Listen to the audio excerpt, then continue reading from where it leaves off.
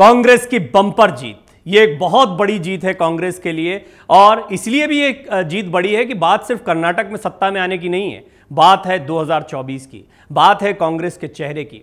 कहा जा रहा है प्रियंका गांधी का प्रचार बहुत काम आया है। निश्चित तौर पर सबका कंट्रीब्यूशन, ये नहीं कहा जा सकता कोई एक चेहरा काम आ गया। राहुल गांधी की भारत जोड़ो यात्रा को श्रेय दिया जाएगा, शिव कुमार को दिया जाएगा, सिद्धारमैया, सभी को अब कुछ ना कुछ श्रेय दिया जाएगा। लेकिन निश्चित तौर पर सबसे स्टार चेहरे के तौर पर कोई उभर कर आया तो वो प्रियंका गांधी का चेहरा है। क्या प्रियंका गांधी कांग्रेस के लिए आने वाले दिनों में संभावना बन रही हैं? खबरों के खिलाड़ी में बहुत सारे गेस्ट के साथ में सुमित अवस्थी जी ने बातचीत की, उनकी अपनी एक एनालिसिस है और इन तमाम लोगों की जो एनालिसिस आई वो भी उनके पास मौजूद है। तो उनसे ज़रा समझने की कोशिश करते हैं क्योंकि उनके शो में भी ये मुद्दा छाया रहा। सुमित जी, सबसे पहले आपका स्वागत है। शुक्रिया। और आपने कई मेहमानों से बातचीत की, आपके पास भी ये सवाल था, मेरे पास ये सवाल आपके लिए कि क्या आपको लगता है कि प्रियंका गांधी एक नई संभावना के तौर पर कर्नाटक चुनाव के, देखिए संभावना हमेशा से है, वो जब से पैदा हुई होंगी तब से संभावना देखी जा रही होगी, लेकिन अब जब कर्नाटक चुनाव के नतीजे हिमाचल के बाद दोनों का सेहरा उनके सिर पर बनता दिखाई दे रहा है, वो कांग्रेस की एक नई उम्मीद दिख रही हैं, एक ऐसा चेहरा दिख रही हैं जो प्रधानमंत्री मोदी के समकक्ष खड़ा हो जाए? कुछ लोग ऐसा इंटरप्रेट करेंगे जैसा आप कर रहे हैं कि प्रियंका गांधी के पास एक ऐसा चेहरा कांग्रेस को मिला है जो एक नई संभावनाओं के साथ पार्टी को रिजुविनेट कर सकता है, दोबारा खड़ा कर सकता है। लेकिन कर्नाटक की जीत और प्रियंका का परफॉर्मेंस, मैं इन दोनों चीज़ों को एक साथ देखने की बजाय इनको फ्रैक्शंस में देखना चाहूँगा। और मैं इसलिए आपको कह रहा हूँ कि कर्नाटक की जीत में ज़्यादा बड़ा कारण ये है कि दो बड़े मैच्योर नेता जिनके आपस में बहुत डिफरेंसेस हैं और वो अपने डिफरेंसेस को भूल के पार्टी के लिए एक हो जाते हैं, सिद्धारमैया और डीके शिव कुमार। और पूरे कैंपेन के दौरान उन्होंने ऐसा कोई भी काम नहीं किया जिससे ये लगे कि उनमें आपस में सर फुटअव्वल है और एक दूसरे के खिलाफ काम कर रहे हैं। और बहुत अच्छे से तस्वीर रही, बहुत ही सौहार्दपूर्ण तरीके से कांग्रेस ने चुनाव लड़ा और जो नतीजा दिखा भी, शायद उन दोनों ने पढ़ लिया था कि ये गोल्डन चांस है अपनी सरकार बनाने का और अपना मुख्यमंत्री बनने का। तो जो हेल्दी कंपटीशन होता है उसका फ़ायदा पार्टी को मिला। लेकिन वो हेल्दी कंपटीशन हुआ कैसे, वो दोनों आदमी कैसे साथ साथ चले, तो यहाँ पे श्रेय मैं देना चाहूँगा सेंट्रल लीडरशिप को, और जिसमें बहुत बड़ा रोल प्रियंका गांधी वाड्रा का है। प्रियंका गांधी जाहिर तौर पर आज की तारीख में कांग्रेस पार्टी के पास एक ऐसा अस्त्र हो गई हैं जिसको बीजेपी और संघ परिवार बहुत ही क्लोजली मॉनिटर करेगा। और जब मैं ये कह रहा हूँ प्रवीण, तो पूरे सोच समझ के कह रहा हूँ कि राहुल गांधी की इमेज आपने पप्पू की बना दी, जिसको वो लोग बार बार कहते हैं और राहुल गांधी खुद कहते हैं कि मेरे इमेज को मशीनरी बनाई, चल लगाई, पैसा लगाया कर दिया वगैरह वगैरह। सोनिया गांधी अब धीरे धीरे रिटायरमेंट मोड में आ गई हैं। तो एक ऐसा ग्लूइंग फैक्टर चाहिए, एक ऐसा चमकता हुआ फैक्टर चाहिए जो कांग्रेस पार्टी को खड़ा कर सके, जीवित कर सके, पुनर्जीवित कर सके। तो वो प्रियंका गांधी वाड्रा हो सकती हैं और जनता को वो पसंद भी आ रही हैं। मैं बार बार कहता रहा हूं कि प्रियंका गांधी बंद मुट्ठी हैं, जो खुल गई तो लाख की हैं कि खाक की हैं, ये जनता टेस्ट करेगी। और अभी धीरे धीरे खुलनी शुरू हुई हैं। जैसे हिमाचल प्रदेश जीती, जैसे कर्नाटक की जीत का आप उनको सेहरा बांध रहे हैं, और जब आप उनको सेहरा बांधते तो मैं आपसे डिफरेंस नहीं रखता हूं, पर मेरा ये कहना है कि सिर्फ प्रियंका गांधी के सर पर सेहरा। ये सुमित जी इसलिए कह रहे हैं क्योंकि उनके शो में ये सवाल उन्होंने मुझसे पूछा था और मैंने कहा कि मुझे लगता है कि प्रियंका गांधी के सिर पर सेहरा बनना चाहिए। लेकिन एमपी में जो तैयारियां चल रही हैं, और ये सोर्सेज के हवाले से भी खबर आई, हमने भी एक रिपोर्ट चलाई है कि मध्य प्रदेश में प्रियंका गांधी एक बहुत बड़े चेहरे के तौर पर उतारी जाएंगी। वहां पर प्रियंका की बहुत डिमांड है, कमलनाथ बहुत सारी उम्मीदें लगाए बैठे हैं, और जिस तरह ज्योतिरादित्य सिंधिया और शिवराज सिंह चौहान के बीच में एक खींचतान देखने को मिल सकती है, ऐसी आशंका भी बीजेपी के लिए दिखाई पड़ती है। तो ऐसे में प्रियंका गांधी, क्या अब आपको नहीं लगता कि आगामी विधानसभा चुनाव, और अगर उनमें भी अपेक्षित सफलता मिले कुछ राज्यों में, तो फिर 2024 में स्वतः ही बड़ा चेहरा हो जाती है? देखिए, ये जो फॉर्मूला है कि आने वाले विधानसभा चुनाव हैं, मध्य प्रदेश, छत्तीसगढ़, राजस्थान, तेलंगाना, शायद कश्मीर भी, तो जाहिर तौर पर प्रियंका गांधी के तौर पर कांग्रेस पार्टी के पास एक ऐसा तुरुप का इक्का आ गया है जो शायद जिसका काट अभी बीजेपी के पास नहीं है। बीजेपी को काट तैयार करना पड़ेगा, अभी 6 महीने का वक्त है, और बीजेपी रणनीति बनाने में और संघ परिवार के साथ मिलकर जो रणनीति बनाती है तो वो काफ़ी ज़्यादा इंपॉर्टेंट होती है। तो बीजेपी के लोग इस काम में लग गए होंगे, होमवर्क कर रहे होंगे। ये काम डिस्ट्रीब्यूट किया जा सकता है। फॉर एग्जाम्पल, भारत जोड़ो यात्रा के बाद पहला इफेक्टिव चुनाव था, मैं राहुल गांधी को लेकर आ रहा हूँ इस चर्चा में, जहां पर यात्रा भी निकली और उसका वोटिंग भी हुई। गुजरात में भी हुई थी, लेकिन वहां पे तो यात्रा गई नहीं थी। उसका फल ये मिला कि राहुल गांधी जिन जगहों पे गए, उस 20 में से पिछली बार 20 कॉन्स्टिट्यूंसीज कवर की थी। जयराम रमेश का ट्वीट है, 5 में ही कांग्रेस के विधायक थे, आज 15 में हो गए हैं। तो ये जयराम रमेश क्रेडिट देना कि राहुल गांधी की भारत जोड़ो यात्रा ने जो वो मोहब्बत की दुकान खोलो का नारा है, वो वाकई में मोहब्बत की दुकान खुल गई है। तो राहुल गांधी के पास, कांग्रेस के पास एक स्टार कैंपेनर मिल गया है। तो यही राहुल गांधी भारत जोड़ो यात्रा को अब पश्चिम से पूरब निकालना चाहिए। और चुनाव क्योंकि सर पे हैं इन विधानसभाओं के, तो प्रियंका गांधी समय नहीं दे पाएंगी। तो जब राहुल गांधी उधर प्रचार कर रहे होंगे, उधर यात्रा निकल रही होगी, जब ये यात्रा निकलेगी, याद करिए जब आप पश्चिम से पूरब में जाएंगे तो उसमें राजस्थान भी पड़ेगा, उसमें मध्य प्रदेश भी पड़ेगा, उसमें छत्तीसगढ़ भी पड़ेगा, उसमें तेलंगाना से भी ये लोग निकलेंगे, ऐसा मुझे लगता है। अब ये इन चुनावी राज्यों को छोड़ेंगे नहीं।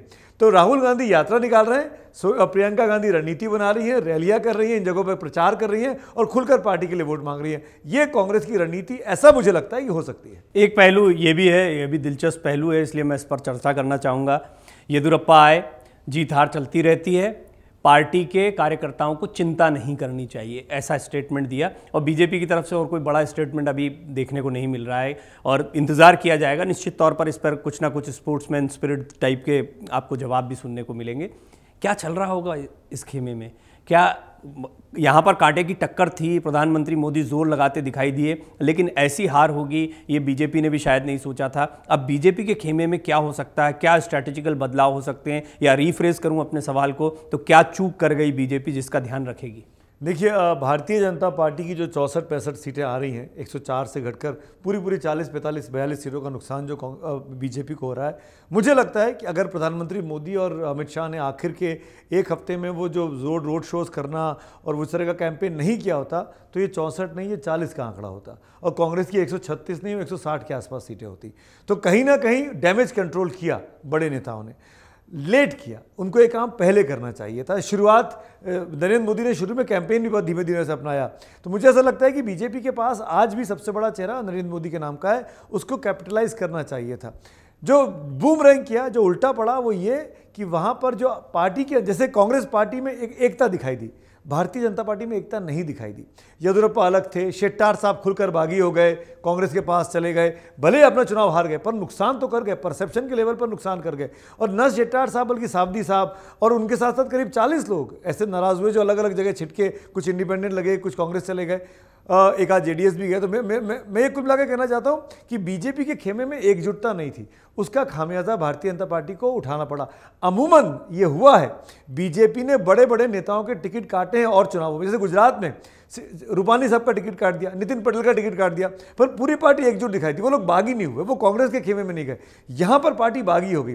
और बीजेपी का जो लोग है, बीजेपी का जो काडर है, वो अपनी पार्टी को बागी नहीं मानता है। वो ये मानता है कि ये अनुशासन लोगों का, ये काडर जो है बहुत ही अनुशासन मानने वाला काडर, हाँ, काम करता है। और इसमें जो पार्टी तय करती है, पार्टी सबसे बड़ी है, व्यक्ति नहीं है। पर यहाँ पर व्यक्ति बड़ा हो गया, उसका खामियाजा उठाना पड़ा। और दूसरी चीज़ मैं ये कहना चाहता हूँ कि जो येदियुरप्पा साहब ने कहा ना काडर को कि हार जीत है, चिप्स डाउन नहीं होने चाहिए, उसकी दो वजह हैं। पहली वजह तो ये कि जाहिर तौर पर काडर को डिमोरलाइज नहीं करना है, और दूसरी बड़ी वजह ये कि कर्नाटक के विधानसभा के चुनाव जैसे लोकसभा के चुनाव नहीं होते हैं। तो अगर ये काडर डिमोरलाइज हो गया तो 6 महीने के बाद, जो 1 साल के बाद जो चुनाव आएंगे विधानसभा के 24 लोकसभा की बात कर रहा हूँ, उसके लिए यही काडर तो काम करना है। अगर ये काडर छिटक गया, नाराज हो गया, घर बैठ गया, किसी और खेमे में चला गया, तो कैसे रिपीट करेंगे? तो कर्नाटक के काडर को एक साथ रखने के लिए इस तरह की बात करनी जरूरी भी है। अब कांग्रेस 4 राज्यों में है और कांग्रेस उम्मीद करेगी कि अभी तो खैर 2 राज्यों का भविष्य जो है वो आने वाले कुछ महीनों में तय हो जाएगा, लेकिन इसमें एक तीसरा राज्य है जिसमें मध्य प्रदेश में बड़ी उम्मीद भी कांग्रेस को दिखाई दे रही है। तो 4 राज्यों में कांग्रेस का होना और इससे पहले कांग्रेस मुक्त भारत की बात होना, अब विपक्षी एकजुटता की बात हो रही है। कांग्रेस कितना बार्गेन कर पाएगी और 2024 की क्या तस्वीर आप देख रहे हैं? 2024 की लड़ाई शुरू हो चुकी है। 2024 की लड़ाई को लेके हर चुनाव बड़ा इंपॉर्टेंट है आज के बाद से लेके। कर्नाटक पहला राउंड आप कह सकते हैं कि वो भाजपा के खिलाफ चला गया, कांग्रेस के फेवर में चला गया। चुनाव जब अगले 4 राज्यों में हैं, एक्सेप्ट तेलंगाना, छत्तीसगढ़, राजस्थान और मध्य प्रदेश, यहाँ पे आमने सामने की लड़ाई है। और हमने देखा कि बीजेपी को आमने सामने की लड़ाई में तब फायदा होता है जब या तो कोई बहुत आंधी चल रही है उसके फेवर में, या कोई तीसरी पार्टी क्षेत्रीय स्तर पर कांग्रेस का वोट बैंक खाने के लिए तैयार खड़ी हो। इन दोनों जगह पे, इन तीनों जगह पे ऐसा नहीं है। राजस्थान में हालांकि सचिन पायलट, आम आदमी पार्टी, क्या समीकरण होते हैं वो आने वाला समय में, वो कितना डैमेज कंट्रोल कर पाते हैं, इस पर भी कांग्रेस मतलब ये क्रिटिकल है। राजस्थान का मतलब इन तीनों राज्यों की बात करें तो सबसे अधिक कांग्रेस को दिक्कत कहीं हो सकती है तो राजस्थान में हो सकती है। छत्तीसगढ़ और स्पेसिफिकली मध्य प्रदेश, जो आपने बोला, मध्य प्रदेश में कांग्रेस की सरकार बनी थी। मध्य प्रदेश में ऑपरेशन लोटस हुआ, ऑपरेशन लोटस कर्नाटक में भी हुआ था। ऑपरेशन लोटस का रिबटल ऐसा मिला आज कर्नाटक में कि आपकी 80 से बढ़कर दुगनी सी ऑलमोस्ट 136 सीटें हो गई। तो बीजेपी की लीडरशिप भी जानती है कि ऑपरेशन लोटस हमारे ऊपर कोई अच्छी चीज़ नहीं है, ये हमारे ऊपर एक बदनुमा दाग की तरह लग रहा है, इससे छुटकारा पाने की ज़रूरत है। तो क्या जो जिस तरीके से आपने सरकार शिवराज सिंह चौहान की बना दी, ज्योतिरादित्य सिंधिया के साथ पार्टी टूट गई, कोई पार्टी कुछ लोग चले गए, वो बहुत अच्छा इंप्रेशन लेकर नहीं जाएगा। पहली बात परसेप्शन की। दूसरी बात, बीजेपी के जो विधायक, बीजेपी के जो लोग लड़े थे ज्योतिरादित्य सिंधिया के लोगों के सामने, अब एक सीट पे 2 उम्मीदवार हैं, आपस में ही सर फुटबॉल है, हमको भी चाहिए, हमको भी चाहिए। तो टिकट बंटवारे को लेकर वहां पर नाराजगी होनी ही होनी है। कोई शिवराज सिंह चौहान टिकट मांगेंगे अपने लोगों के लिए, सिंधिया टिकट मांगेंगे, और वो जो 2 विधायक है वो भी आपस में लड़ रहे होंगे। तो उसको कैसे आप एकजुट रखेंगे? तो बीजेपी के लिए बहुत मुश्किल होने वाला है मध्य प्रदेश में अपनी सरकार को, आज की डेट में मैं कह रहा हूं, आज 13 मई को मैं ये कह रहा हूं इस बात को, कि अपने आप को रिपीट कर पाएं, ये मुश्किल लगता है। एक छोटा सा सवाल, क्या विपक्षी एकजुटता की बार्गेनिंग में नेतृत्व करने के लिए प्रियंका का चेहरा कांग्रेस के काम आएगा? I doubt. काम आ सकता है, पर जितना मैं गांधी परिवार को या कांग्रेस पार्टी को समझ रहा हूं, इतनी जल्दबाजी में कांग्रेस पार्टी नहीं होगी, क्योंकि प्रियंका गांधी ने वो अभी अपनी पार्टी को बाइंड कर रही हैं। विपक्षी एकता को बाइंड कर पाए, ये अभी जल्दबाजी होगी। और उसकी वजह ये कहने की मेरे एक अगर वो अपनी पार्टी को बाइंड करने में कामयाब होती हैं आने वाले दिनों में, तब हो सकता है कि ये संभावना और मजबूत हो। संभावना मजबूती की बात तो आप कह ही सकते हैं, कभी भी कह सकते हैं, लेकिन मुझे ऐसा लगता है कि प्रियंका गांधी के लिए को तमाम, जैसे शरद पवार हो गए, ममता बनर्जी हो गई, अखिलेश यादव हो गए, वो एक नेता के तौर पर देखें, ये जल्दबाजी होगी। और खुद प्रियंका भी नहीं चाहेंगी। उसकी बहुत बड़ी वजह है कि प्रियंका ने अब तक चुनाव लड़ा ही नहीं है। प्रियंका पहले खुद तो चुनाव लड़े, प्रियंका कहीं से तो चुन गया है। अब तो ये संभावना जताई जा रही है कि सोनिया गांधी अगर चुनावी पॉलिटिक्स से जाती हैं तो रायबरेली या अमेठी किसी सीट पर प्रियंका दिख सकती है। मैं आज की तारीख में प्रवीण बता रहा हूँ, यूपी में जिस तरीके के चुनाव स्थानीय निकाय के अभी आए हैं, आप जो दिखा रहे हैं अपनी स्क्रीन पर, उन परिस्थिति में प्रियंका गांधी के लिए यूपी की रायबरेली सीट से अपने दम पर चुनाव लड़ लेना, और वो भी तब जब सपा भी अपना कैंडिडेट खड़ा कर दे, बसपा भी खड़ा कर दे, तो मुश्किल। पर मैं आपको सुमित जी अपना निजी अनुभव, क्योंकि मैं रायबरेली को काफी घूम के आया, अमेठी इस क्षेत्र को काफी देख कर आया। रायबरेली में एक पकड़ थी, निश्चित तौर पर विधानसभा चुनाव में वो देखने को नहीं मिला, लेकिन कार्डर बेसिस पर, और हम देखते हैं, आप खुद कहते हैं कि विधानसभा चुनाव, लोकसभा चुनाव अलग अलग मिजाज में होते हैं। हमने कर्नाटक में भी देखा, आपने इतिहास भी बताया कि कर्नाटक की जनता अभी लोकसभा चुनाव में प्रधानमंत्री मोदी के चेहरे को स्वीकार कर ले तो कोई बहुत आश्चर्य की बात नहीं है, और ऐसा होता भी आया। और पिछली बार भी 36% वोट है बीजेपी का। जी हाँ, तो ऐसे में इस संभावना, जैसा कि सुमित जी ने कहा भी है, हालांकि ये जवाब आ चुका कि संभावना से इनकार तो नहीं किया जा सकता किसी भी संभावना से, लेकिन ये आने वाला समय बताएगा। कांग्रेस के लिए एक जीत है, खुशी का माहौल है, अच्छा वक्त है, लेकिन इस अच्छे वक्त को कैसे आगे बढ़ाती है कांग्रेस, ये ज्यादा महत्व की बात है। और प्रियंका के चेहरे का जहां तक सवाल है, तो प्रियंका गांधी के लिए अभी कुछ और टेस्ट बाकी हैं। इन टेस्ट में वो कैसा परफॉर्म करती हैं, इसके बाद ये स्थिति स्पष्ट हो पाएगी कि वो आने वाले समय में कांग्रेस का कितना बड़ा चेहरा बनकर उभरती है, कांग्रेस उन पर कितना रिलाय करती। आप मन से उजाला कर चले, मन से उजाला कर चले, एक अमर उजाला कर चले।